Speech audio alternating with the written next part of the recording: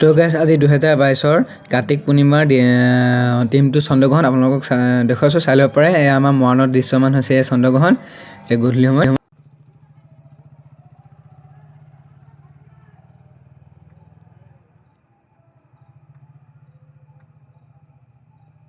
তো আজি সৰুৰ পৰা আজি প্ৰথমবাৰৰ বাবে আমি 2022ত চন্দ্ৰগ্ৰহণ এনেকৈ দেখিব পাইছোঁ। আমাৰ মৰাণত বহুত ধুনীয়াকৈ ওলাইছে এইবাৰ চন্দ্ৰগ্ৰহণটো। আজি প্ৰথম এনেকৈ দেখিছোঁ চন্দ্ৰগ্ৰহণৰ দৃশ্য।